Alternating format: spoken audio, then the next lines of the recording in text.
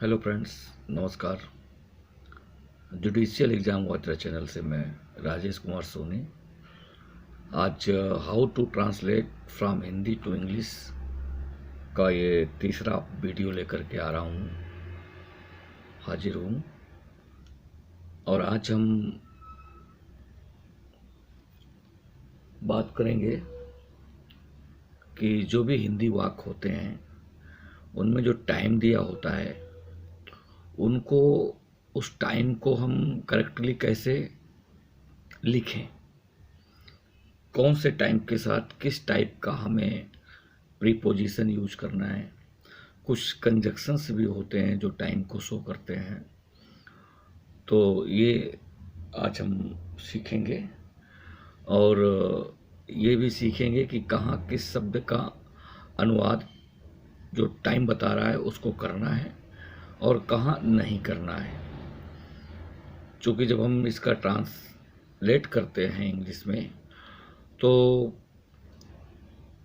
उस टाइम का सेंस कुछ वर्ड इंग्लिश के पूरा कर देते हैं, तब फिर हम उस हिंदी वाले पर्टिकुलर वर्ड का यूज नहीं करते। जैसे कि वह आज सुबह में आई, तो यहाँ पर अगर हम देखें तो आज वर्ड आ रहा है तो हम तुरंत दिमाग में आएगा टुडे, लेकिन ज़रूरी नहीं है कि हम इसका अनुवाद करते समय टुडे ही लिखें। अगर हम टुडे की जगह दिस मॉर्निंग लिख देते हैं तो टुडे का सेंस आ जाता है। और एडजेस लेवल में जब हम किसी हिंदी पैसेज को इंग्लिश में ट्रांसलेट करते हैं तो कुछ ऐसी ही अपेक्षाएं होती हैं एग्जामिनर की, और कुछ ऐसा पैसेज ही दिया जाता है जिनके अंदर कुछ सेंटेंसेस ऐसे होते हैं जिनका हूबहू अनुवाद नहीं करना चाहिए, या शब्दों को ही टोटल देख करके अनुवाद नहीं करना चाहिए, बल्कि उसके सेंस को भी समझना चाहिए। और कुछ सेंटेंस होते ही ऐसे हैं कि उनको हम उनके अकॉर्डिंग टू सेंस तो हम ट्रांसलेट कर लेते हैं और इजी भी होता है। अगर हम उनको शब्दशः लिटरली देखते हैं तो अनुवाद करने में कठिनाई होती है। तो कुछ आज हम ऐसा ही बात करेंगे। तो सबसे पहले हम जो पॉपुलर हैं हमारे प्रीपोजिशन टेंस के अंदर, सिंस और फॉर, इनको ले लेते हैं। तो पहला तो सिंस हो गया और दूसरा फॉर हो गया। और ये आपको भी पता है कि अगर आपका सेंटेंस परफेक्ट कंटिन्यूअस टेंस में है तो हम उस सेंटेंस में दिया हुआ जो समय है उस समय का हम अनुवाद यानी कि ट्रांसलेशन या तो सिंस के साथ करते हैं या फॉर के साथ करते हैं। तो हम ये जान लेते हैं कि सिंस का जो प्रीपोजिशन है टाइम बताने के लिए, टाइम को कनेक्ट करने के लिए सेंटेंस में, वो निश्चित समय के लिए होता है, और फॉर का प्रयोग अनिश्चित समय के लिए होता है। अब हम ये कैसे पता करें कि जो टाइम हमको दिया गया है वो निश्चित है या अनिश्चित है? तो जो ये फॉर होता है ये हमेशा पीरियड ऑफ टाइम की बात करता है। पीरियड ऑफ टाइम का मतलब एक ड्यूरेशन की बात करता है, यानी कि कभी भी ये कोई भी टाइम का एक बिंदु नहीं बताएगा, ये हमेशा टाइम के दो बिंदुओं की बात करता है।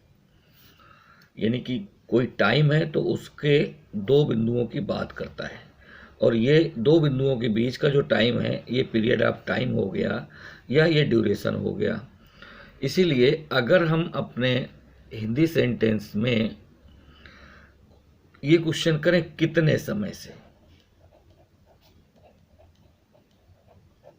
कोई कार्य हो रहा है तो अगर कितने समय से का क्वेश्चन करते हैं कि कितने समय से कार्य हो रहा है, जो कुछ भी सेंटेंस में दिया गया है, उसके आंसर में जो आपको टाइम मिलेगा वो पीरियड ऑफ टाइम कहलाएगा या उस कार्य की ड्यूरेशन कहलाएगी।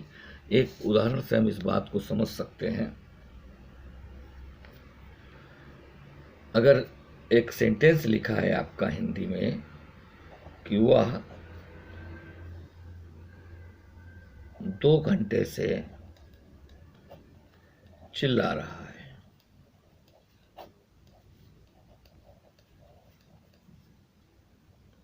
ये सेंटेंस दिया गया है। सिंपल सा है, ये सीखने के लिए है, लेकिन आपके पैसेज में इतने इजी सेंटेंस नहीं मिलेंगे, तो हम लोग पैरा करेंगे। इसके बाद बहुत सी चीज़ें पैरा करते समय ही पढ़ेंगे। बस ये आज तीसरा पार्ट है। बहुत बेसिक चीज़ों को डिस्कस करना अलग से ज़रूरी था, इसलिए ये 2-3 पार्ट मैंने बनाया। अगले वीडियो से हम लोग पैसेज को ही करेंगे और पैसेज के साथ में जहाँ जो भी समझने की नीड होगी वो हम वहाँ पर उसी वक्त समझेंगे ट्रांसलेट करते समय, तो और बेहतर चीज़ें आपको समझ आएंगी और क्लियर होगा। तो यहाँ वह सेंटेंस देखिए, वह 2 घंटे से चिल्ला रहा है। तो अब अगर पूछा जाए वो कितने समय से चिल्ला रहा है, तो आंसर मिलेगा 2 घंटे से। अब एक बात आप ये कह सकते हैं कि अगर हम यहाँ पर क्वेश्चन करें कि वह कब से चिल्ला रहा है, तो अगर हमें आंसर मिलता है 2 घंटे से, तो ये गलत है। क्योंकि अब जब भी हम इसके साथ में कब से का प्रश्न करेंगे तो हमको पॉइंट ऑफ टाइम मिलेगा, न कि पीरियड ऑफ टाइम मिलेगा। तो कितने समय से चिल्ला रहा है ये जब क्वेश्चन करेंगे तो अब आपको आंसर मिलेगा 2 घंटे से। तो यहां पर हम इसको बनाएंगे ही हैज बीन बीपिंग।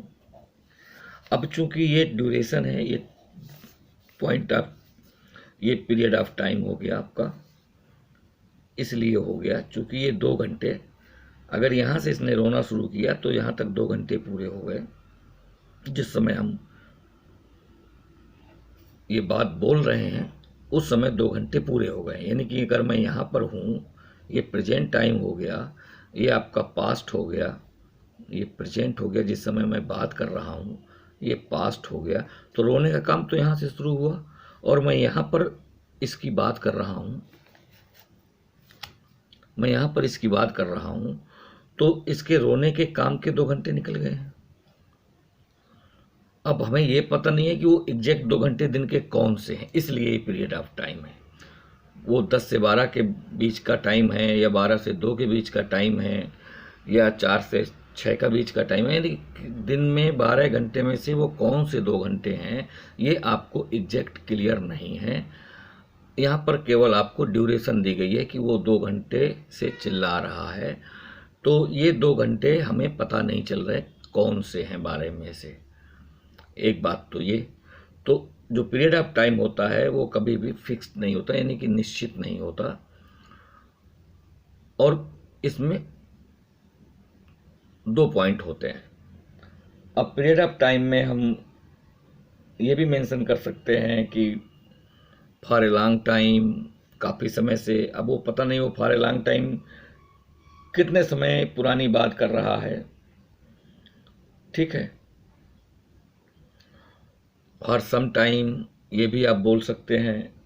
और जब बोलते हैं तो अब ये सम टाइम का पता नहीं है, सम टाइम कौन सा सम टाइम है। तो इस तरह से हम ये समझ सकते हैं कि अगर हम किसी भी इस तरह के टाइम को पता करने के लिए कितने समय का क्वेश्चन करते हैं और आंसर में जो टाइम मिलता है वो पीरियड ऑफ टाइम कहलाता है। इसलिए वहाँ पर हम फॉर 2 आवर्स लिख देंगे। और अगर इसी बात को इस तरह से लिखा जाए कि वह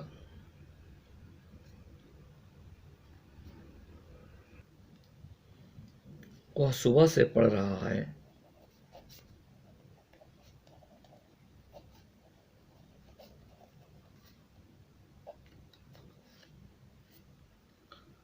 अब इस सेंटेंस के साथ में अगर टाइम का पता करना है तो हम इसमें ये क्वेश्चन करेंगे कि वह कब से पढ़ रहा है। अगर हम इसमें ये क्वेश्चन करते हैं कि वह कितने समय से पढ़ रहा है तो कोई आंसर नहीं मिलेगा, आपको ठीक आंसर नहीं मिलेगा। अगर हम यहाँ ये क्वेश्चन करते हैं कि वह कब से पढ़ रहा है, तो कब से का अगर आप सवाल करेंगे, आंसर में जो टाइम मिलेगा वो टाइम मिलेगा आपको point of time. Point of time मिलेगा आपको। पॉइंट ऑफ टाइम का मतलब एक निश्चित बिंदु मिलेगा टाइम का, जब से वो एक्शन शुरू हुआ, वो आपको पॉइंट मिलेगा। और उस पॉइंट से, उस एग्जैक्ट पॉइंट से वो एक्शन शुरू हुआ और अभी भी चल रहा है जब हम बात कर रहे हैं। तो अगर हमें फिक्स पॉइंट मिल जाता है जहाँ से वो एक्शन स्टार्ट होता है, तब हम कहते हैं कि वो टाइम निश्चित है। और जब हमें फिक्स पॉइंट नहीं मिलता बल्कि हमें 2 पॉइंट मिलते हैं, तब हम वो कहते हैं कि वो टाइम अनिश्चित है या पीरियड ऑफ टाइम कहलाएगा या उस एक्शन का ड्यूरेशन कहलाएगा। तो इसको हम ट्रांसलेट करेंगे तो बोल सकते हैं he has been reading since morning.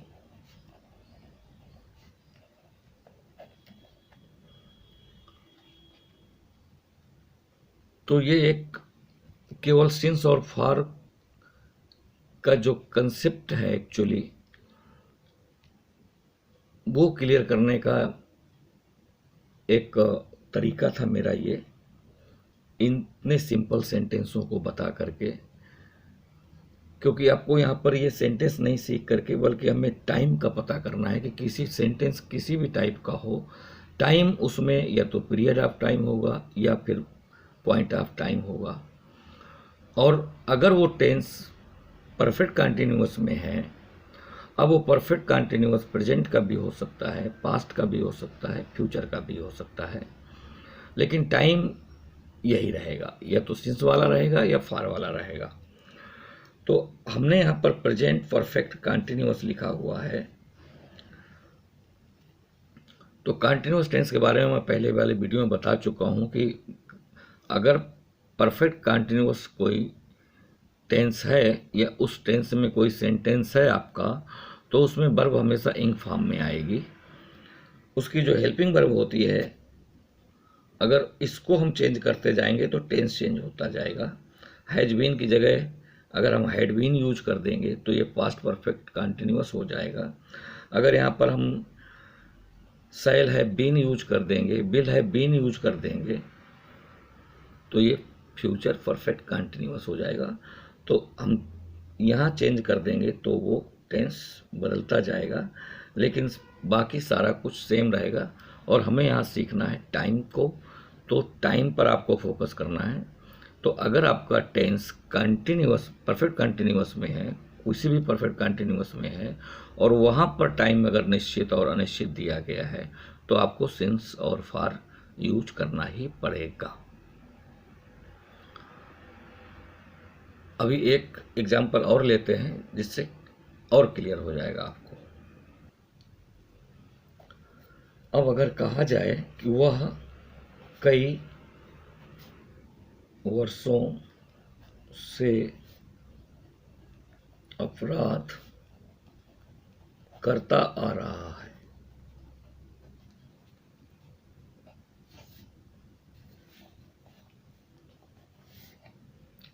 अगर ये कहा जाए तो आपको तो ये पता चल गया कि जो अपराध करने का काम है वो कंटिन्यू है, साथ में टाइम भी दिया हुआ है कई वर्षों से, यानी कि पिछले कई वर्षों से करता रहा है, चूंकि इस समय हम खड़े होकर के बोल रहे हैं। तो ये चूंकि आ रहा है, ये प्रेजेंट कंटिन्यूस का पहचान है, टाइम भी दिया गया है, तो परफेक्ट कंटिन्यूस हो गया हमारा। हम इतना ही देख करके सीधे लिखना शुरू कर देंगे। ही हैज बीन कमिटिंग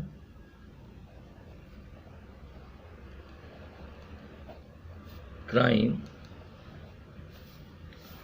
अब यहाँ पर जो टाइम है वहाँ फोकस करना है, तो कई वर्षों से। अब ये कई वर्ष में अगर क्वेश्चन करें कितने समय से, तो आंसर मिलेगा कई वर्षों से। अगर हम क्वेश्चन करते हैं कब से, तो आंसर नहीं मिल रहा कब से, चूंकि कोई निश्चित टाइम दिया ही नहीं गया कि कब से कर रहा है, पता ही नहीं है। तो यहाँ पर आपको क्लियर हो गया और आप तुरंत लिखेंगे फॉर मैनी ईयर्स। तो इस तरह से हम ये पता कर लेते हैं कि टाइम निश्चित है या अनिश्चित है, खासतौर से इन पर्टिकुलर टेंस के सेंटेंसेस में। और बहुत से समय सूचक प्रीपोजिशंस हैं इनके अलावा जो किसी भी टेंस में यूज हो सकते हैं, लेकिन सिंस और फॉर स्पेशली इन्हीं टेंसों के लिए और इन टेंस के अंदर इस टाइप के टाइम यानी कि पीरियड ऑफ टाइम और पॉइंट ऑफ टाइम को बताने के लिए यूज करते हैं।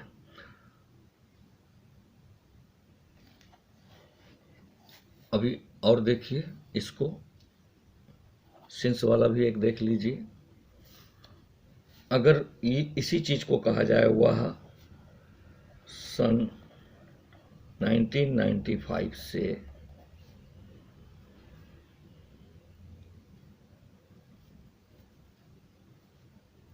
उपन्यास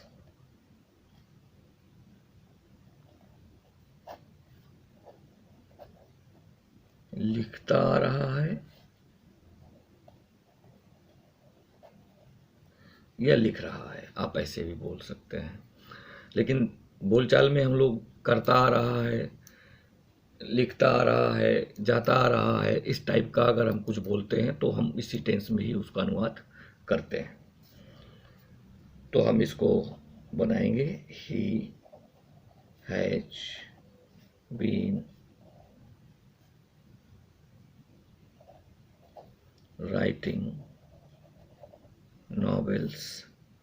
अब चूंकि हमारा जो क्वेश्चन होगा वो कब से का होगा, और अगर पूछा जाए कब से लिखता आ रहा है, तो आंसर आपको तुरंत मिल जाएगा सन 1995। तो सिंस 1995, क्योंकि ये कार्य अभी भी जारी है। स्टार्ट कब हुआ? 1995 में स्टार्ट हुआ और अभी भी जारी है, उसने लिखना बंद नहीं किया है।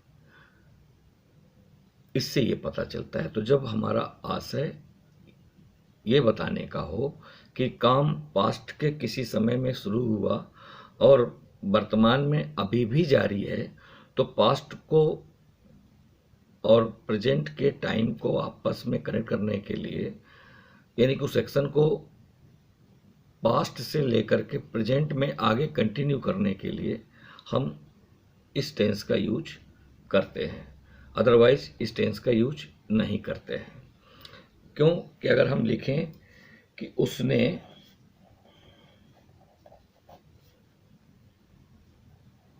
सन 1990 में अपराध करना शुरू किया,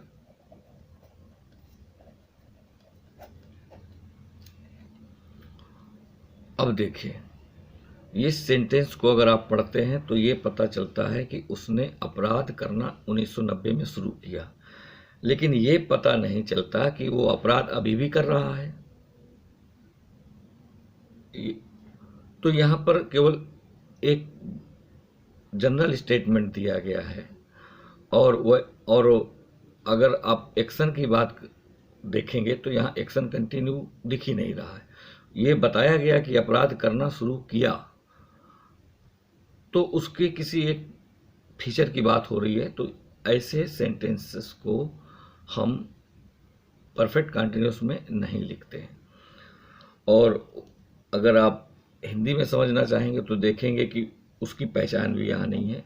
यहाँ पर पास्ट इंडेफिनिट टेंस की पहचान भी छुपी हुई है। शुरू किया तो या आ रहा है या आ रहा है, ऐसे आप देख सकते हैं हिंदी में इसकी पहचान होती है। लेकिन वो पहचान ज़्यादा काम नहीं आती जब हम लोग ट्रांसलेट करते हैं। हमने पढ़ा और हमारा माइंडसेट काम करता है कि इसको ऐसे करना होता है। तो उसने शुरू किया, तो स्टार्ट मीन्स शुरू करना और स्टार्टेड मीन्स शुरू किया, तो हम लिख देंगे ही स्टार्टेड। अब क्या करना शुरू किया? अपराध करना। अपराध शुरू नहीं किया, अपराध करना शुरू किया। तो स्टार्टेड के बाद हमें अपराध करना की को जिरेंड बना के लिखना होगा। तो ज़्यादा ग्रामर नहीं पढ़ते, हम बस इतना कहते हैं कि अगर मेन वर्ब आए उसके साथ में तुरंत कोई वर्ब आती है तो उसको हम इंग फॉर्म में लिख देते हैं। तो कमिटिंग,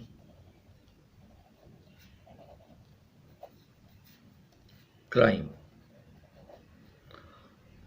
अब अगर आप क्वेश्चन करेंगे तो आंसर में क्वेश्चन कब का ही होगा कि कब से शुरू किया, तो पॉइंट मिल गया आपको 1990।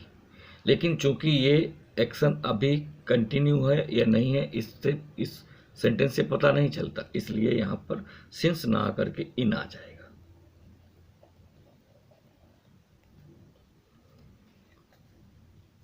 तो ऐसा भी नहीं है कि आपको जहाँ कहीं बिल्कुल आपको ये पॉइंट ऑफ टाइम मिल जाए तो आप सिंस ही लगा दें, ऐसा भी नहीं है। इसीलिए मैंने कहा कि सिंस और फॉर पर्टिकुलर उसी टेंस के लिए बनाए गए हैं, उस टाइप के टाइम को शो करने के लिए, पीरियड ऑफ टाइम को शो करने के लिए, पॉइंट ऑफ टाइम को शो करने के लिए। लेकिन अब आप यहाँ पर भी देख सकते हैं कि आपको यहाँ पर पॉइंट ऑफ टाइम तो मिल रहा है लेकिन टेंस नहीं मिल रहा है, इसलिए ज़रूरी नहीं है कि आप सिंस ही लगाएं। आप 1990 को बताने के लिए इन भी लगा सकते हैं, क्योंकि यहाँ पर इन लगाने से हमें हमारा चूँकि वो एक्शन कंटिन्यू नहीं है ऐसा इससे पता नहीं चल रहा है, इसलिए सेंटेंस को हमें देखना होगा, समझना होगा और तभी उसका हमें सही अनुवाद पता चलेगा।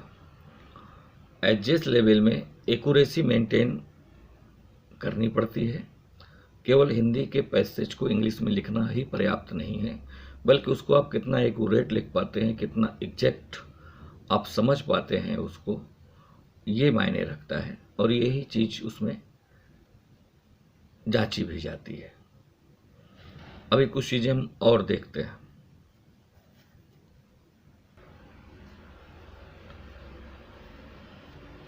अगर हमारे हिंदी सेंटेंस में कहीं भी लिखा है सुबह में, शाम में, दोपहर में,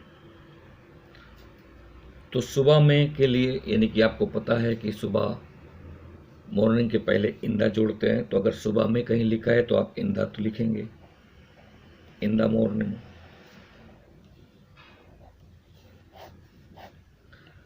लेकिन कहीं लिखा है आपके सेंटेंस में आज सुबह,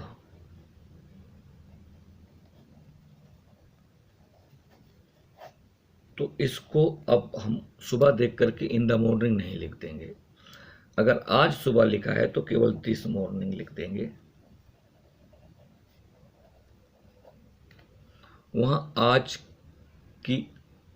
को भी ट्रांसलेट करना जरूरी नहीं है, जैसे कि अभी हम देखते हैं।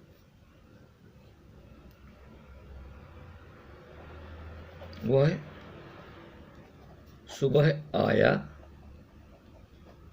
या वह सुबह में आया, कैसे भी आप बोलेंगे इसको, तो आप इसको ट्रांसलेट करेंगे ही केम इन द मॉर्निंग।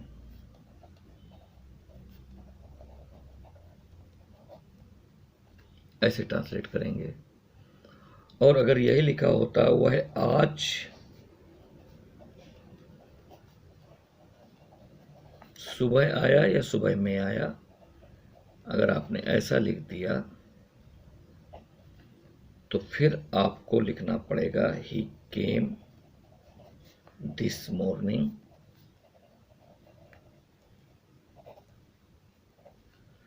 अब यहां मॉर्निंग के पहले इन द नहीं लगाएंगे, नहीं तो वो गलत माना जाएगा। और दूसरी बात है, यहाँ आज की भी अंग्रेजी बनाने की ज़रूरत नहीं है, क्योंकि हमने दिस लगा दिया है। तो ये पता चल गया कि आज की ही बात हो रही है। तो ज़रूरी नहीं है कि आज को बनाए या टुडेज मॉर्निंग लिखें या टुडे मॉर्निंग लिखें, ऐसा कोई ज़रूरी नहीं है। आप सिंपली लिख सकते हैं ही केम दिस मॉर्निंग, और यही ज़्यादा सही माना जाता है।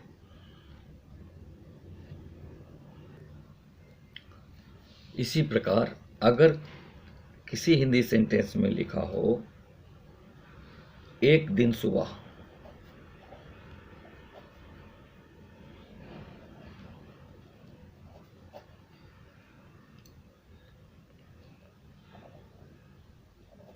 वह गया, तो यहाँ पर हमें ज़रूरी नहीं है कि हम दिन को ट्रांसलेट करें। अगर कहीं एक दिन सुबह एक दिन शाम को,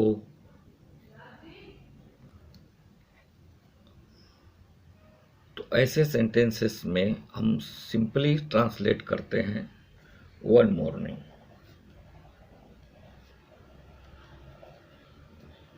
ही वेंट। और जब हम वन मॉर्निंग लिखेंगे तो मॉर्निंग के पहले इन या द, इन द की ज़रूरत नहीं है, वो नहीं लगाते, वो गलत हो जाता है। क्योंकि बहुत से लोग रटे रहते हैं कि मॉर्निंग के पहले ज़रूर वो इन द बोलेंगे, लिख भी देंगे वो। तो ऐसा ज़रूरी नहीं है। हमें सेंटेंस को देखना होगा कि इन दी मॉर्निंग लिखना है या केवल मॉर्निंग यूज करना है। तो अगर एक दिन सुबह एक दिन शाम दोपहर कुछ भी लिखा है तो सिंपली आपको one morning, one evening, one afternoon, ठीक है, ऐसा हम यूज करते हैं। और अगर कहीं वर्ड अगला आया हुआ है, जैसे अगले दिन सुबह,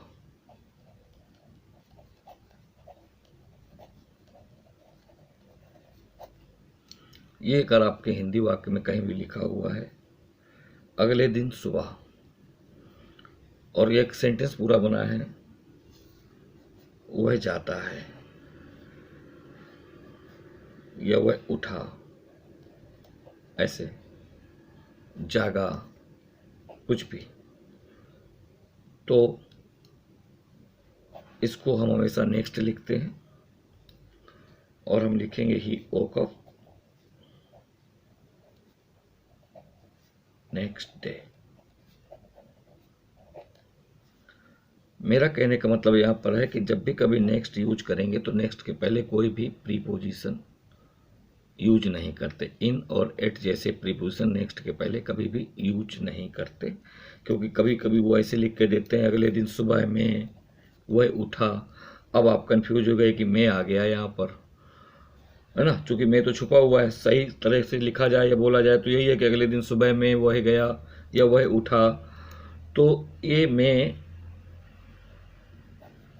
को ट्रांसलेट नहीं करते नेक्स्ट के पहले, यानी कि इन द नेक्स्ट डे नहीं लिखेंगे हम। मैं लिखा भी होगा तो भी नेक्स्ट डे लिखेंगे, मैं नहीं लिखा तो भी हम नेक्स्ट डे लिखेंगे। ये हमें याद रखना चाहिए। लेकिन अगर मंथ के नेम आते हैं तो आप उनके पहले इन यूज करेंगे, जैसे इन जनवरी, इन फरवरी, इस तरह से मंथ के नेम के पहले। जैसे जनवरी में हम जाएंगे या जनवरी में हम घूमने जाएंगे, तो कुछ भी अगर इस तरह के सेंटेंस आते हैं और इसमें मंथ के नेम आते हैं और मंथ के नेम के बाद में आता है, तो आप मंथ के नेम के पहले इंग्लिश ट्रांसलेट करते समय इन लगाइए।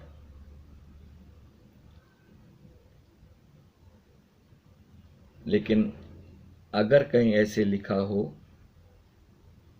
कि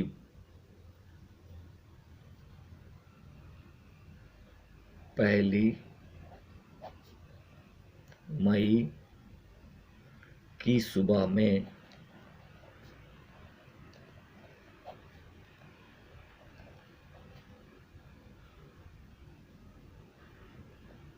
वह घटना घटी,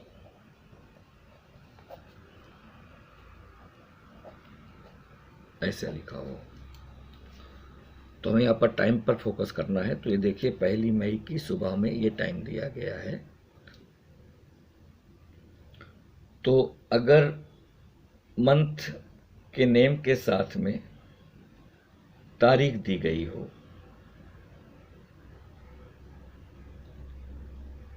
अब ये 1 मई तारीख ही है, तब हम उस को ट्रांसलेट करते समय थोड़ा सावधानी बरतेंगे, क्योंकि यहाँ पर फिर इन को दिमाग से हटा दीजिएगा, क्योंकि डेट के पहले आन आता है। जैसे कि मंथ के पहले आपने इन लगाया था और यहाँ मंथ दिख रहा है आपको, तो आप सोचें कि मई की सुबह में है, तो आप इन लगाने के लिए सोचें, तो ऐसा नहीं करेंगे, क्योंकि यहाँ पर मंथ इम्पॉर्टेंट नहीं है, मंथ की वो डेट इम्पॉर्टेंट है। इसलिए हम डेट के पहले आन लगाएंगे, आन के बाद तुरंत डेट लिखेंगे, फिर हम मंथ लिखेंगे। इस तरह से हम लिखते हैं। तो हम इसको अगर आप बनाना चाहेंगे तो आप लिखेंगे कि सुबह में है ना, तो अब आपको सुबह के बारे में बताया हूं कि ज़रूरी नहीं है कि सुबह देखें तो इन ही लगा दें, ये बिल्कुल ज़रूरी नहीं है, इसको हमेशा याद रखना है।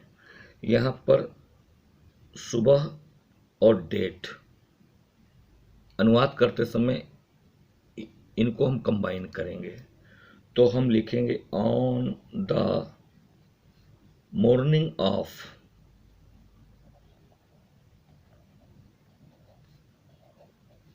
1 मई। 1 मई लिखेंगे, 1 मई लिख दिया। दैट इवेंट या दैट इंसिडेंट इवेंट हैपेंड।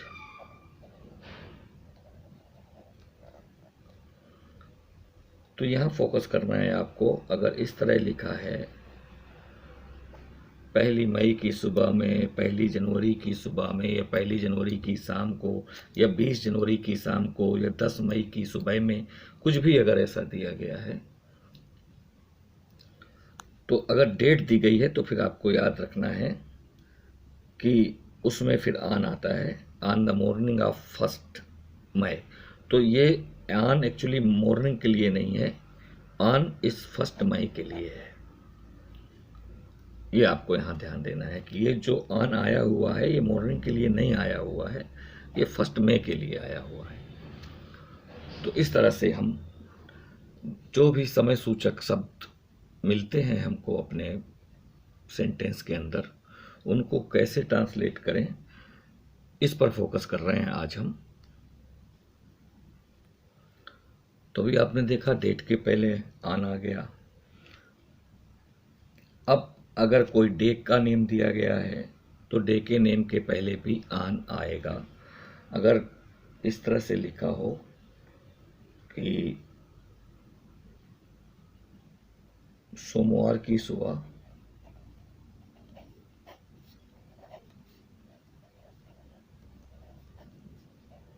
में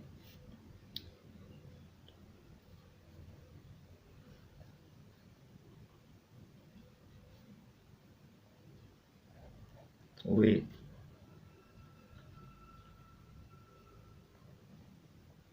गांव जाएंगे, ऐसे लिख लें।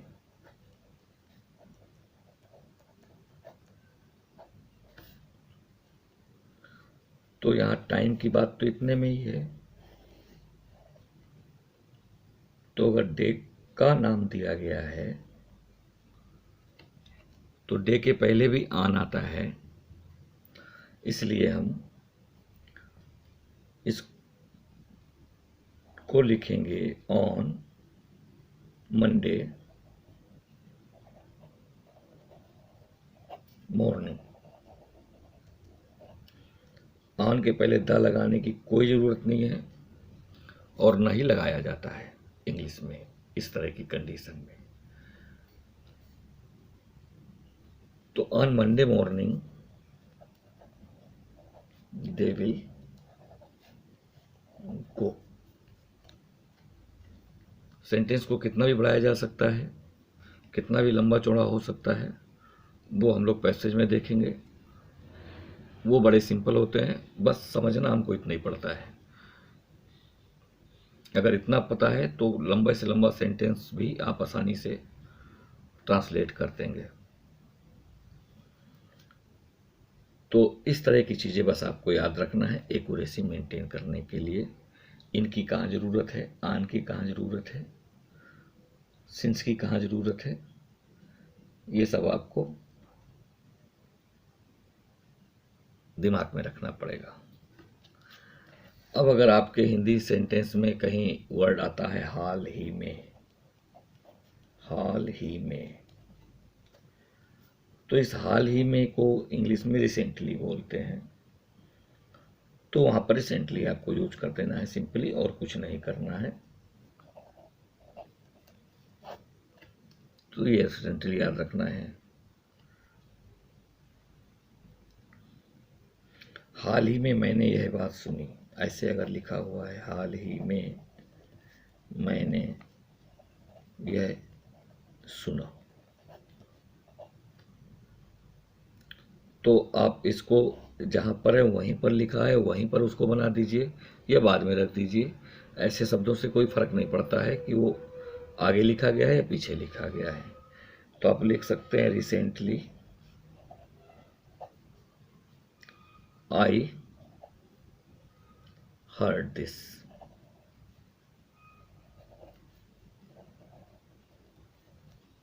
सिंपली इतना आप लिख देंगे। तो कहने का मतलब कुछ पर्टिकुलर वर्ड्स हैं जो टाइम को बताते हैं और उनको हम एग्जैक्ट उसी में ही ट्रांसलेट करते हैं। जैसे कि हम आजकल बोलते हैं हिंदी में, तो कहीं अगर सेंटेंस में आजकल शब्द आया हुआ है तो आजकल के लिए आप नाउ अ डेज भी लिख सकते हैं। आजकल के लिए,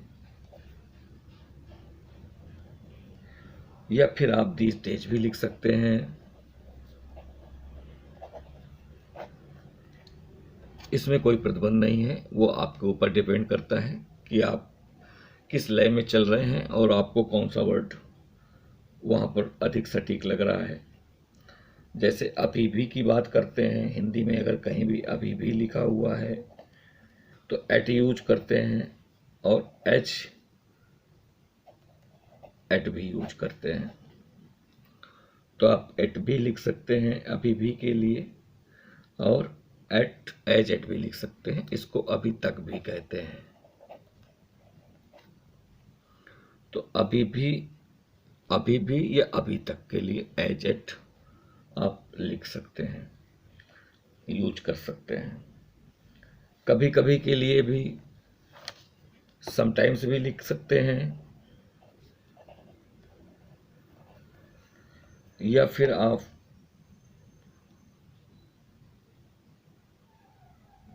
नाउ एंड देन भी लिख सकते हैं।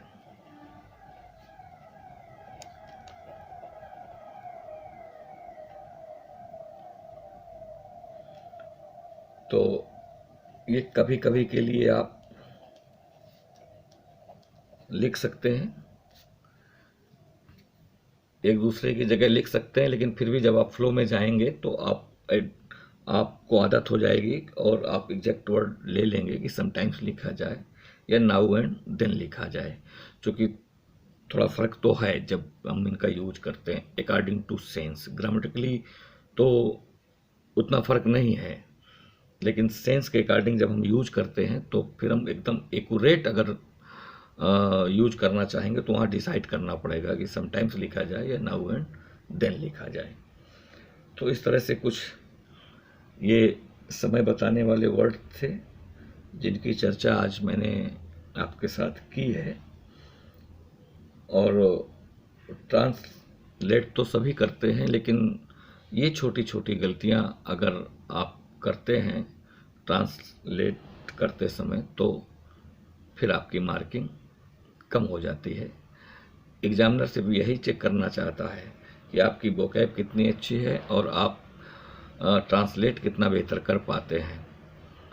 क्योंकि ट्रांसलेट तो सभी कर देंगे मैक्सिमम, चूँकि ला के स्टूडेंट है, इतनी तो इंग्लिश आती ही है कि वो कर ही देते हैं, लेकिन मार्किंग उतनी नहीं हो पाती है। मार्किंग उतनी ना हो पाने का रीज़न सिर्फ यही है कि आपने पैसे तो पूरा कर दिया है, लेकिन वो इतना एक्यूरेट नहीं है कि आपको वो अच्छे मार्क्स दिला सके। तो अच्छे मार्क्स आपके तभी आएंगे जब आप ये छोटी छोटी बातें याद रखेंगे। अभी कुछ और छोटी छोटी बातों की चर्चा मैं कर रहा हूँ आपके साथ। कुछ हिंदी वाक्य ऐसे होते हैं जो एक दूसरे के लिए टाइम बताने का काम करते हैं। उसको हम लोग एक सेंटेंस लेकर के ही समझ पाएंगे। तो जैसे अगर कोई सेंटेंस लिखा हुआ है कि मैं जब से यहाँ आया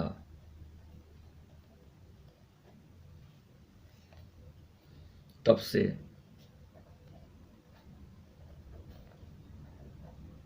10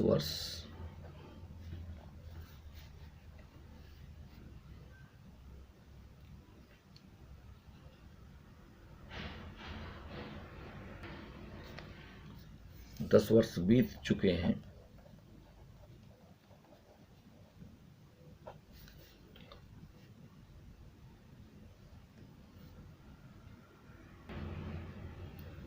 तो अगर हिंदी वाक्य कुछ ऐसा लिखा हुआ है आपके पैसेज में या इस टाइप में, तो मैं यहाँ ये बताना चाह रहा हूँ कि अगर आपके पास कोई ऐसा हिंदी सेंटेंस है, हिंदी वाक्य है जिसमें जब से और तब से का यूज दिखाई दे रहा है, यानी कि ये दो शब्द आपको दिखाई दे रहे हैं, तो यहाँ पर अगर आप देखेंगे कि मैं जब से यहाँ आया तब से 10 वर्ष गुजर गए, तो ये सेंटेंस एक्चुअली एक दूसरे पर निर्भर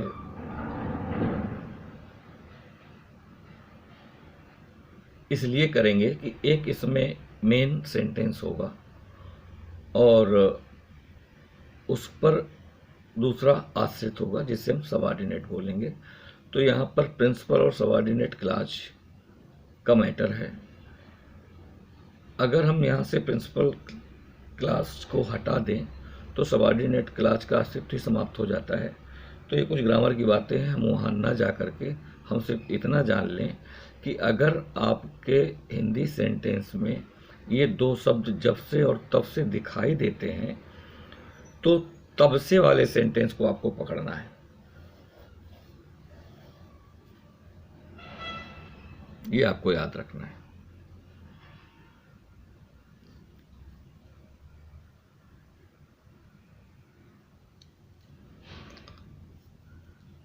तब से वाला जो सेंटेंस होगा वो आपका प्रिंसिपल क्लॉज कहलाएगा और ये जो जब से वाला सेंटेंस होगा ये सबऑर्डिनेट क्लॉज कहलाएगा। तो आपको तब से वाला सेंटेंस पकड़ना है और तब से की अंग्रेजी नहीं बनानी है, सिर्फ आपको इसकी अंग्रेजी बनानी है और यहीं से आपको अपना सेंटेंस स्टार्ट भी करना है। क्योंकि यहाँ पर देखिए काम हो चुका है, 10 साल बीत चुके हैं, 10 साल कंप्लीट हो चुके हैं। कंप्लीट का मतलब परफेक्ट टेंस होता है। तो हम यहाँ पर लिख देंगे कि 10 years है पास्ट।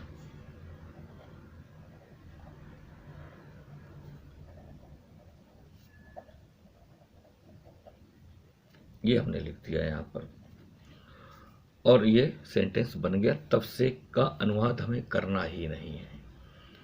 मैं जब से यहाँ आया ये आपको बनाना है।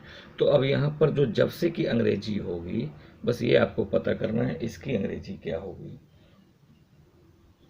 तो यहाँ पर जो जब से की अंग्रेजी होगी वो सिंस होगी। अब आपने देखा होगा कि सिंस हमने प्रेजेंट परफेक्ट कंटिन्यूअस टेंस में यूज किया था पॉइंट ऑफ टाइम के लिए। लेकिन यहाँ पर जो सिंस है एक्चुअली वो टाइम बताने नहीं आया है।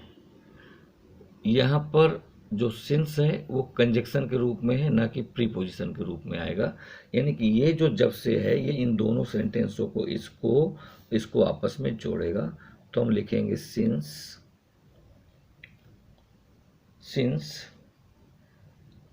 आई केम ओवर हियर। बात समझने की यहाँ पर यह है कि अगर हमें किसी हिंदी सेंटेंस में, हिंदी वाक्य में जब से या तब से दिखाई देता है तो इसका मतलब वो दो वाक्य हैं आपस में, और जो वाक्य तब से शुरू होता है वो प्रिंसिपल क्लॉज होगा, उसको हम पहले बनाएंगे और उसका अनुवाद करते समय तब से की अंग्रेजी नहीं बनाएंगे। उसका कोई मैटर ही नहीं है, वो वहाँ पर अंडरस्टूड हो जाता है। और जब से की अंग्रेजी यहाँ पर हम सिंस बनाएंगे और ये जब से इन दोनों सेंटेंसों को आपस में जोड़ेगा, कनेक्शन का काम करेगा, कंजक्शन का काम करेगा।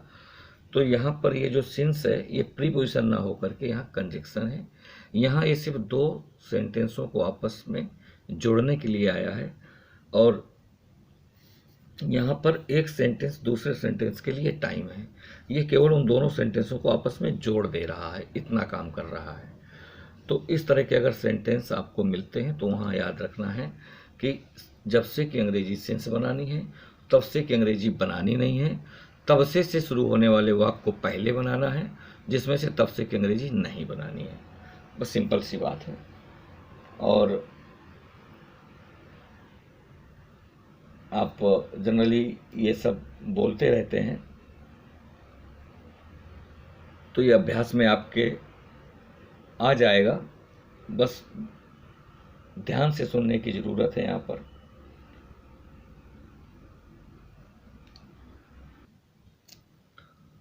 तो ये याद रखिएगा, क्योंकि बहुत से लोग जब से और तब से देखते हैं तो जब से की अंग्रेजी वो फ्रॉम व्हेन बना देते हैं और तब से की अंग्रेजी फ्रॉम देन बना देते हैं। तो ये फ्रॉम व्हेन और फ्रॉम देन ये मत बनाइएगा। अगर आपको जब से तब से दिखता है तो आप इसके अकॉर्डिंग ट्रांसलेट करिएगा, तो गलती नहीं होगी। और तब से वाले को पहले बनाना है, बस ये याद रखना है। और सिंस से जब से के लिए सिंस यानी कि कंजक्शन बन जाएगा, इसको जब से वाले सेंटेंस को सिंस से जोड़ देना है, बस इतना आपको याद रखना है। अब कुछ और ऐसे वर्ड देखने को मिलेंगे पैसेज में, और जनरली मिलते ही हैं, क्योंकि पैसेज बहुत ही स्टैंडर्ड आता है हमारे सामने, तो हमें उसके अकॉर्डिंग ही ट्रांसलेट करना पड़ता है। जैसे ही या ज्यों ही, अगर इस तरह का वर्ड आपके हिंदी सेंटेंस में दिखाई दे रहा है तो आप ये जान लीजिएगा कि ऐसे वाक्य को आपको हमेशा नो सूनर या हार्डली या स्केर्सली से आपको शुरू करना है। तो जैसे ही के लिए आपको नो सूनर, जैसे ही, ज्यों ही, बड़ी मुश्किल से हार्डली यूज करना है, बड़ी मुश्किल से, बड़ी कठिनाई से, है ना। अगर कोई ऐसी चीज, ऐसी बात की जा रही है जो बड़ी ही दुर्बल है या बहुत या अधिक दुरूह है, जटिल है, तो आप इस क्रेसली भी यूज कर सकते हैं।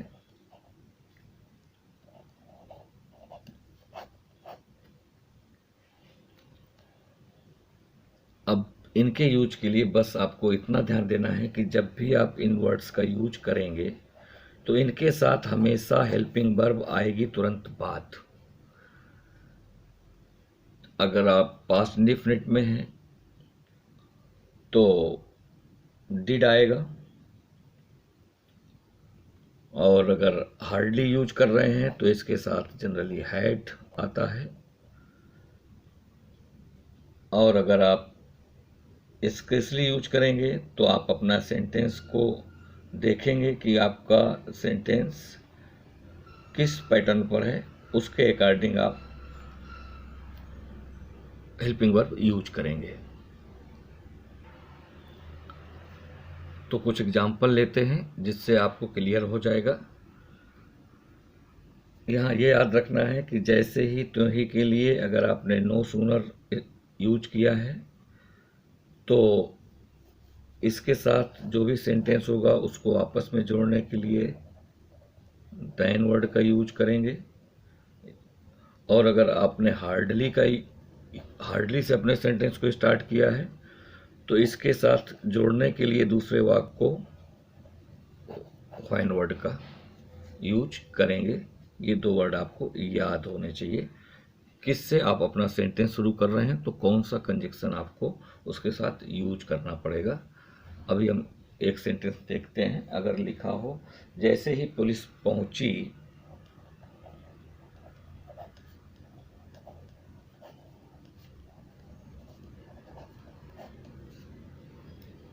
तो चोर भाग गए या डाकू भाग गए, कुछ भी आप लिख सकते हैं। डाकू भाग गए।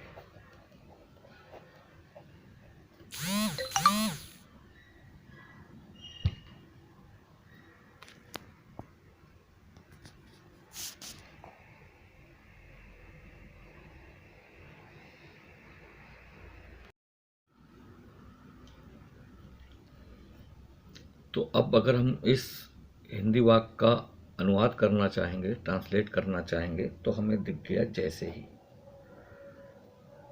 आपको किसी हिंदी वाक्य में जैसे ही के साथ में या ज्यों ही के साथ में यहाँ पर त्यों ही भी मिलेगा, जहाँ ये कामा लगा है कि जैसे ही पुलिस पहुंची त्यों ही डाकू भाग गए।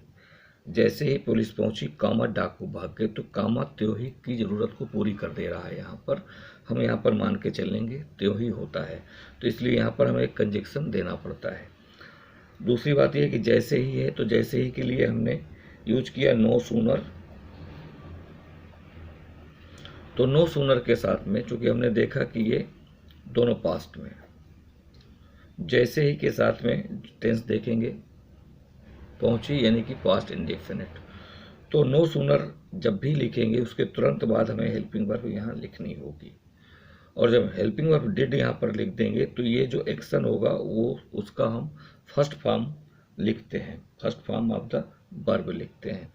तो नो सूनर डिड पुलिस पहुंची, पुलिस सब्जेक्ट हो गई तो पुलिस पहुंची रीच।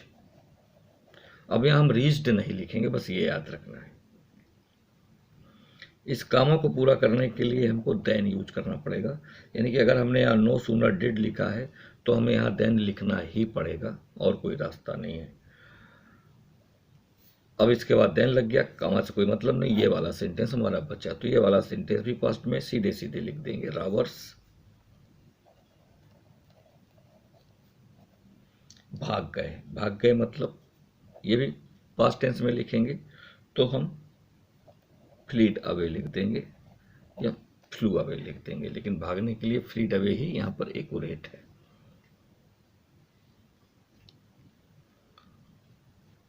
तो मुझे सिर्फ ये बताना था कि अगर आपके हिंदी सेंटेंस में जैसे ही, ज्यों ही, त्यों ही मिलता है तो उसे आप नो सूनर से स्टार्ट करेंगे, यानी कि नो सूनर से ही आप उसका अनुवाद करेंगे।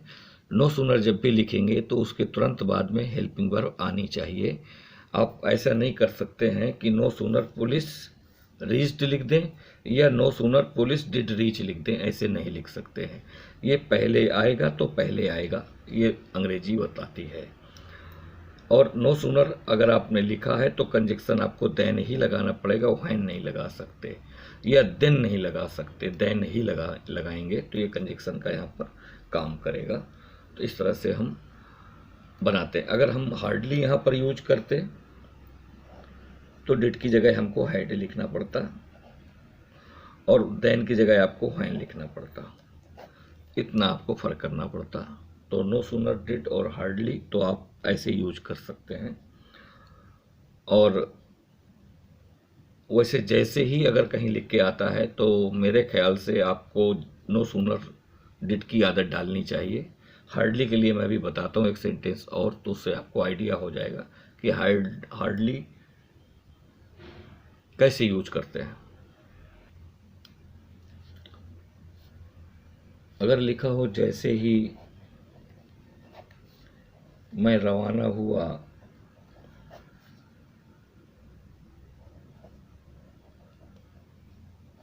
वर्षा होने लगी,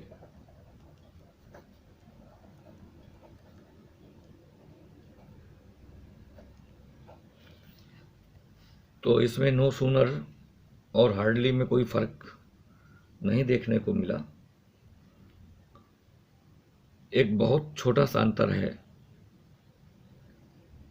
कि जैसे ही कोई काम स्टार्ट होता है और बहुत छोटी सी गैपिंग, ना के बराबर गैपिंग के साथ ही कुछ और होने लगे, तो हम हार्डली यूज करते हैं। अगर गैपिंग थोड़ा सा ज़्यादा है तो हम नो सूनर डिड यूज करते हैं। तो ये वहाँ पर आप इतना ध्यान नहीं दे पाएंगे जब तक आपको इन सब की आदत नहीं हो जाती।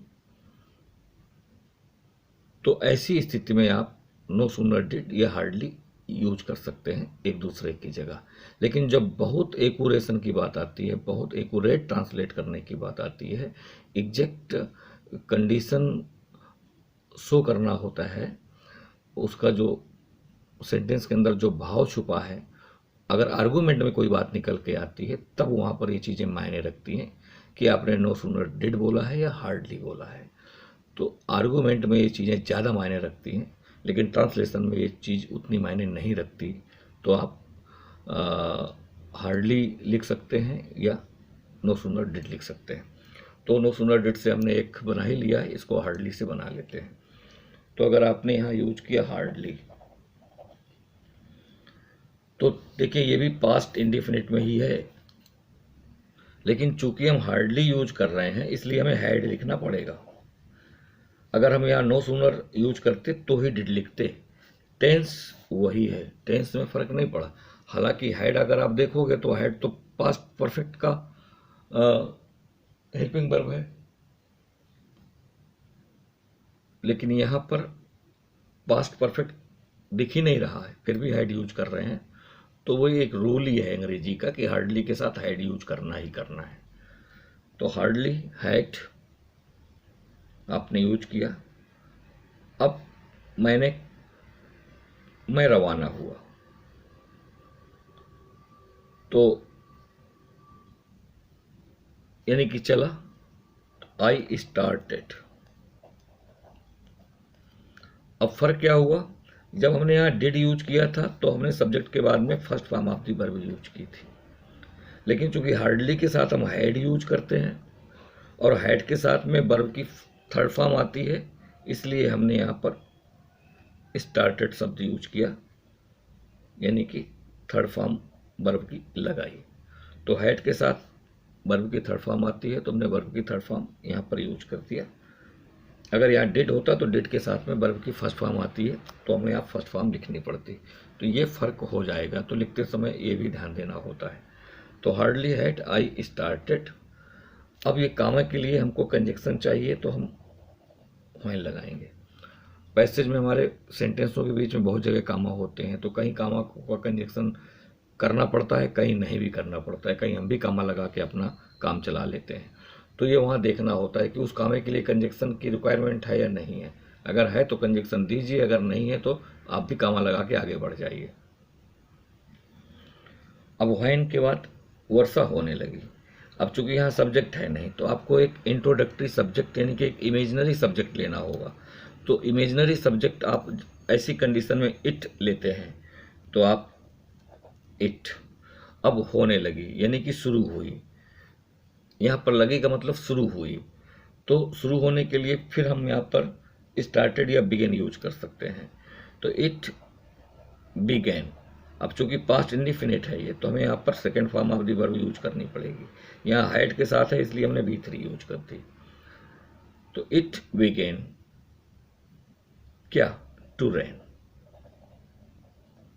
अब चूंकि दो वर्ब है इसलिए हमें इन्फिनिटिव बनाना पड़ गया, यानी कि हमको टू यूज करना पड़ गया, तो इसको इन्फिनिटिव कहते हैं। अगर दो वर्ब एक साथ आती हैं इस तरह की कंडीशन में, तो हम वहाँ पर दोनों के बीच में टू यूज करके, टू प्लस वर्ब जो होता है ये इन्फिनिटिव होता है। ये किसी भी टेंस के अकॉर्डिंग नहीं होती है, और टू के पहले वाली जो वर्ब होती है वो हमेशा उसी टेंस के अकॉर्डिंग आएगी जिस टेंस में वह सेंटेंस आपको लिखा गया है। तो इस तरह से जैसे ही त्यों ही के लिए आप नो सूनर डिड या हार्डली हैड का प्रयोग करेंगे जब भी आप कभी भी हिंदी सेंटेंस में ये सब चीज़ें या ये वर्ड्स आप देखेंगे तो आपको करना पड़ेगा।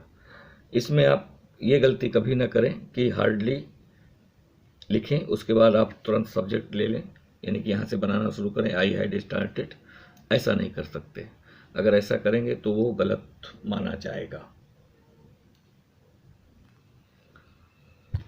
अब पैसेज के अंदर कुछ सेंटेंस ऐसे होते हैं हिंदी के हमारे पास जिनको पढ़ने से ये पता चलता है कि व्यक्ति तो एक है लेकिन काम दो कर रहा है, और वो जो दो काम कर रहा है उन दोनों काम के बीच में कोई गैपिंग नहीं है, एक के बाद तुरंत दूसरा काम हो रहा है।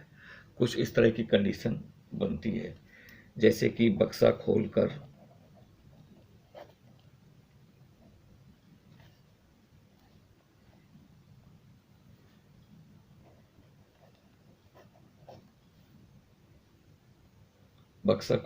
उसने बंदूक निकाली।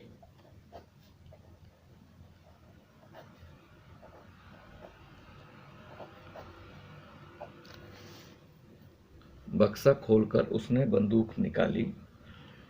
अब इसमें देखा गया कि बक्सा खोलना और बंदूक निकालना दो काम हो गए आपके पास में, लेकिन इस बक्सा को खोलने वाला भी एक यही है और बंदूक निकालने वाला भी यही है, यानी कि काम करने वाला एक व्यक्ति है लेकिन वो काम दो कर रहा है। तो ऐसी कंडीशन पे आपको देखना है कि जिस एक्शन के साथ में कर लगा हो उसको पकड़ना है, और जिस एक्शन के साथ में कर लगा है उस एक्शन को आपको इंग फॉर्म में बनाना है, किसी भी टेंस में नहीं बनाना है, क्योंकि जिसमें कर लगा होगा उसको हम पार्टिसिपल मानते हैं, और हम वर्ब की इंग फॉर्म को यदि बिना किसी हेल्पिंग वर्ब के यूज करते हैं तो वो पार्टिसिपल बन जाता है। इतना आप संक्षेप में समझ लीजिए। तो आपको वहाँ पर पार्टिसिपल तो याद नहीं करना है, बस आपको ये देखिए कर लगा हुआ है, और वो कर ऐसे उन दोनों एक्शन को देख लीजिए कि दोनों एक्शन जो एक दूसरे के तुरंत बाद हो रहे हैं उसमें से एक एक्शन पे कर लगा है, तो आपको जान लेना है कि कर वाले को इंग फॉर्म में बनाना है, सिंपल सा लिख देना है। तो ऐसे करना है, कर वाले को पकड़ लीजिए, उसको लिख दीजिए ओपनिंग। और क्या ओपन किया इसने, बॉक्स, तो ओपनिंग द बॉक्स। अब ये बन गया बक्सा खोल करके उसने बंदूक निकाली। ये पूरा एक सेंटेंस है और ये एक निश्चित टेंस में है। तो ही, उसने,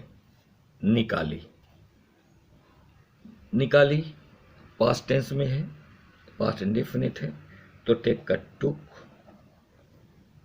और चूंकि निकाली तो कोई बक्से से निकाली, तो बक्से से निकाली तो आप यहाँ पर आउट इसके साथ जोड़ देंगे तो सेंस एकदम क्लियर हो जाता है कि बक्से से बाहर निकाली, अभी अंदर थी वो।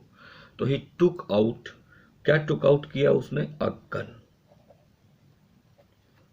तो कहने का मतलब ये है कि अगर कोई ऐसा सेंटेंस है जिसमें दो एक्शन दिखा रहे हैं और करने वाला एक ही व्यक्ति है, लेकिन उन एक्शंस के बीच में कोई गैपिंग नहीं है, उसने बक्सा खोला और बंदूक निकाली, कोई गैपिंग नहीं दिख रही है, और तब हमें ये देखना है कि जिस एक्शन में कर लगा हुआ है उसको आप पकड़ लीजिए और वहीं से बनाना शुरू कर दीजिए और उसको इंक फॉर्म में आप लिख दीजिए। कोई टेंस नहीं, कोई हेल्पिंग वर्ब नहीं, कुछ भी नहीं। इसको हालांकि पार्टिसिपल कहते हैं, लेकिन आपको ये भी नहीं समझना। आपने कर देखा, आपने बना दिया इसको। बक्सा खोल कर ओपनिंग द बॉक्स। इसके बाद आप अकॉर्डिंग टू टेंस जाइए और जैसा आपका सेंटेंस है वैसा जाइए।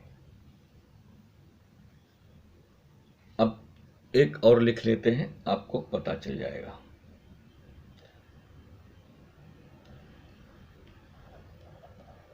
पेड़ पर बैठकर या बैठे, बैठे लिख सकते हैं या बैठकर लिख सकते हैं। पेड़ पर बैठे या बैठकर वह लकड़ी काट रहा था या वह एक डाली काट रहा था। ऐसे भी लिख सकते हैं, डाली काट रहा था।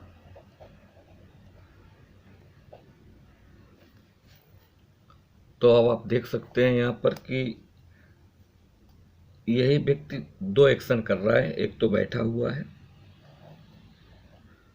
और दूसरा लकड़ी काट रहा है। तो पेड़ पर बैठा है और बैठे बैठे लकड़ी काट रहा है। व्यक्ति एक ही है। तो अगर बैठे लिखा हो या बैठकर लिखा हो, इससे कोई फर्क नहीं पड़ता है। बक्सा खोले या खोलकर लिखा हो, कोई फर्क नहीं पड़ता है। वो तो अकॉर्डिंग सेंस थे या कर जोड़ना पड़ता है। तो अगर ये कंडीशन भी बन रही है तो आपको इसी को पकड़ना है और इसी से आपको स्टार्ट कर देना है। सिटिंग कहाँ पर, कहाँ पर बैठे हुए, पेड़ पर बैठे हुए। तो सिटिंग इन द ट्री। अगर ब्रांच होता, शाखा होता, डाली होता तो आन आ सकता था, लेकिन चूंकि पेड़ पर बैठा है तो पूरे पेड़ की बात हो रही है, इसलिए सिटिंग इन द ट्री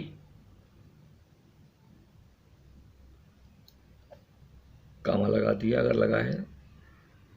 वह लकड़ी काट रहा था। अब ये आपका एक सेंटेंस है और इसका टेंस देख लीजिए, पास्ट कंटिन्यूअस में है। तो ही वाज,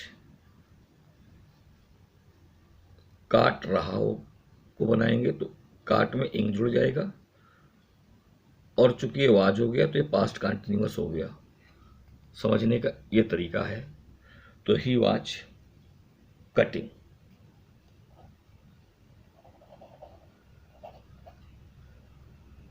अब कटिंग के साथ आप ऑफ लगा देंगे तो सेंस एकदम क्लियर हो जाएगा, क्योंकि कोई चीज़ किसी चीज़ से अलग होगी जब काटी जाएगी।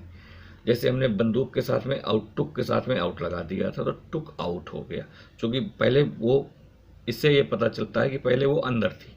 और सेंटेंस में भी बताया गया कि बंदूक बक्से के अंदर थी, तो बक्सा खोला तभी निकाला। तो अगर हम आउट लगा देते हैं तो इसका मतलब है कि वो बक्से के अंदर तो थी ही थी। बक्सा खोल कर निकाला तो अंदर थी ही, उसकी पोजीशन चेंज हो गई तो हमने आउट लगा दिया। इसी प्रकार पेड़ पर बैठा है और वो एक डाली काट रहा है, तो डाली जब काटेगा तो पेड़ से अलग होगी, तो इसलिए हमने कटिंग के साथ में ऑफ लगा दिया। तो ही वाज कटिंग ऑफ। अब क्या कटिंग ऑफ कर रहा था? Of a branch.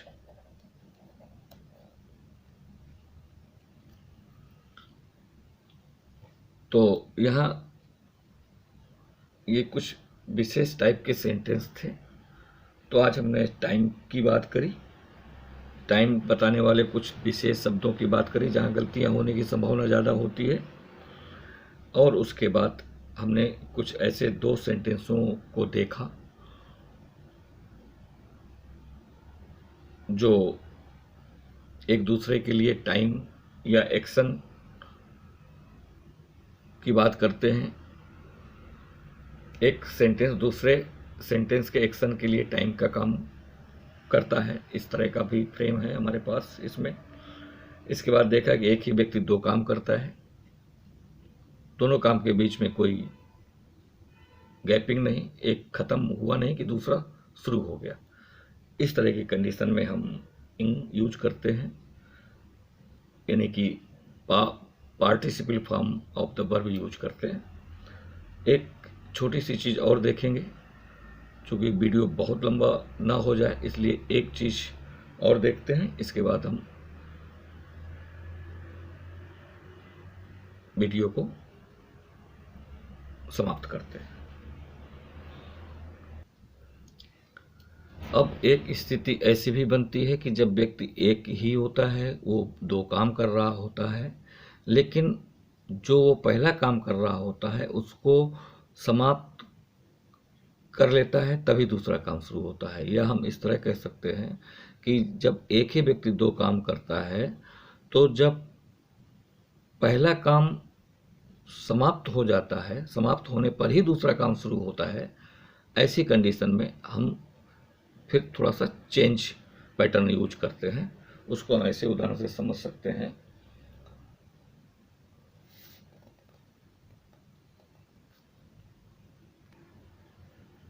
जैसे कि लिखा जाए, घर पहुंचकर उसने खाना खाया, कुछ ऐसा अगर लिखा है तो यहाँ देखिए, करने वाला तो यही है, ये पहले तो घर पहुंचा, बाद में खाना खाया। तो ये वाला जो घर पहुंचने वाला काम है वो समाप्त हो गया, क्योंकि अभी ये रास्ते पर था, हमें पता चला। तो जिस समय ये बात हो रही है, तो जो भी बोल रहा है, जो इसके बारे में जानता है या इसके बारे में बता रहा है, तो उसे पता है कि पहले वो घर पहुंचा, फिर उसने खाना खाया। तो पहले जो वो घर पहुंचने वाला काम कर रहा था, तो वो समाप्त हो गया घर पहुंचते ही। उसके बाद उसने खाना खाया। तो कहने का मतलब ये है कि ये व्यक्ति जब दो काम कर रहा है, तो उसमें से एक काम पूरी तरह समाप्त हो जाएगा, उसी के बाद ये दूसरा काम शुरू होगा। अगर ऐसी स्थिति बनती है तो फिर वहाँ पर हम हैविंग यूज करते हैं। ये परफेक्ट पार्टिसिपल कहलाता है। और हैविंग के साथ में हम वर्ब की V3 यूज करते हैं। यहाँ पर पहुँचने का काम हो रहा है, ठीक है, तो पहुँचने की वर्ब का थर्ड फॉर्म यूज करेंगे। ऐसे हम लिखेंगे, हैविंग रीच्ड होम। यहाँ ये बता दूं, देखिए उसमें भी कर मिलता है, यानी कि जब हम प्रेजेंट पार्टिसिपल या पार्टिसिपल यूज करते हैं, प्रेजेंट पार्टिसिपल यूज करते हैं, तो उसमें भी एक कर शब्द मिलता है। तो यहाँ पर कंफ्यूज नहीं होना है, केवल कर मिल जाए और तो ये भी देखना है कि दोनों जो एक्शन हो रहे हैं उनके बीच में कोई गैपिंग दिख रही है क्या। अगर गैपिंग दिख रही है तब तो हैविंग में आप जाएंगे। यदि कोई गैपिंग नहीं दिख रही है, एक समाप्त हुआ नहीं कि दूसरा शुरू हो गया, तो वहाँ पर फिर आपको वही इंग form of the verb use करना पड़ेगा। जैसे बक्सा खोला, बंदूक निकाली। यहाँ पर बक्सा खोलकर बंदूक निकाली, तो देखो कर शब्द यहाँ पर भी मिल रहा है, खोलकर बंदूक निकाली। लेकिन खोलना और बंदूक निकालने के बीच में कोई गैपिंग नहीं है, खोला बंदूक निकाली। यहाँ पर आप देखें तो कर यहाँ पर भी मिल रहा है, लेकिन इस वाले कर के साथ में आप देखेंगे कि जो दो एक्शन है, दूसरा वाला एक्शन है, वो गैपिंग दिखा रहा है। गैपिंग इसलिए दिखा रहा है कि इसको पूरा बता रहा है कि ये वाला पूरा हुआ, समाप्त हुआ, उसी के बाद दूसरा हुआ, इससे ये पता चल रहा है। तब हम यहाँ पर हैविंग यूज करते हैं। तो हैविंग के साथ में हम वर्ब की थर्ड फॉर्म यूज करते हैं, ये याद रखना है। तो हैविंग रीच्ड होम, ये हुआ। फिर ही, उसने, हैविंग रीच्ड होम ही। अब चूंकि ये पास्ट होगा और ये पास्ट, ये हमने परफेक्ट पार्टिसिपल यूज किया यहाँ पर, तो अगर हमने यहाँ पर परफेक्ट पार्टिसिपल यूज किया तो यहाँ पर भी हम देखेंगे तो परफेक्ट टेंस आ जाएगा। इसलिए हम लिखेंगे he had eaten the food, he had eaten the food.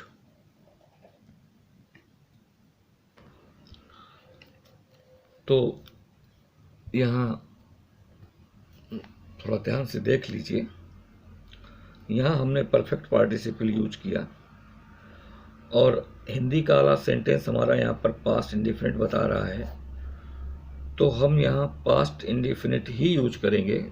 मैं थोड़ा सुधारना चाहूँगा, यहाँ पर फ्लो में मिस्टेक हो गया।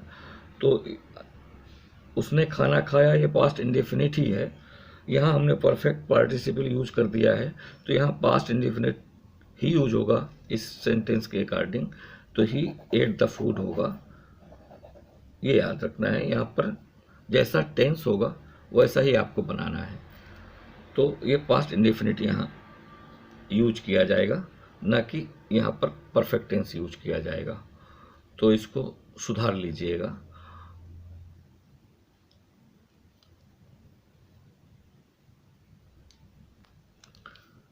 तो इस तरह से ये रहा मेरा तीसरा पार्ट बेसिक का। अभी बहुत सारा बेसिक है भी, लेकिन वो हम लोग पैसेज बनाते समय ही उसको समझते चलेंगे। अब चूँकि वो पैसेज में ही समझ में आएगा बेहतर तरीके से, और वहाँ पर एक स्टैंडर्ड एग्जाम्पल मिलेगा, स्टैंडर्ड वर्ड मिलेंगे, हमारी वोकैब भी तैयार होगी। तो इसलिए उसी के साथ हम लोग अब आगे की चीज़ें कवर करेंगे। ये बहुत बेसिक था, इसलिए बताना ज़रूरी था, तो मैंने इसको अलग से किया। और बहुत हल्के या बहुत समान हमने यहाँ पर उदाहरण लेकर के अपनी बातों को समझने की कोशिश की है। जब हम पैसेज लेंगे तो आपको इतना सामान्य नहीं लगेगा, तो थोड़ा सा आपको भी मेहनत करनी पड़ेगी। वो कैब आप अपनी तैयार करते रहिए, न्यूज़पेपर पढ़ते रहिए, अपने बेयर इंग्लिश में पढ़ते रहिए, अपनी टेक्स्ट बुक जो है वो भी इंग्लिश में पढ़ते रहिए। थोड़ा बहुत पढ़ते रहिए, बस उससे ही आपकी वोकैब तैयार हो जानी है, अलग से तैयार करने की ज़रूरत नहीं है। तो ये रहा एक मेरा छोटा सा प्रयास। 40 मार्क्स का है आपका ये एक क्वेश्चन, जिसमें आपको मैक्सिमम स्कोर करना है। तो प्रैक्टिस तो लगेगी भाई, वो आपको ही करनी है। जितनी बेहतर आप प्रैक्टिस कर पाएंगे उतने बेहतर आपके पास मार्क्स भी होंगे। तो कैसा लगा ये वीडियो, इस बात को बताना ना भूलिएगा, कमेंट ज़रूर करिएगा। या और भी कोई इस पेपर से संबंधित आपको रिक्वायरमेंट समझ आती है तो कमेंट करके बताइएगा। मैं कोशिश करूँगा कि उस पर भी आपको वीडियो दूँ। और हाँ, अगर आप चैनल पर नए हैं तो आप सब्सक्राइब कर लें, कमेंट ज़रूर करें।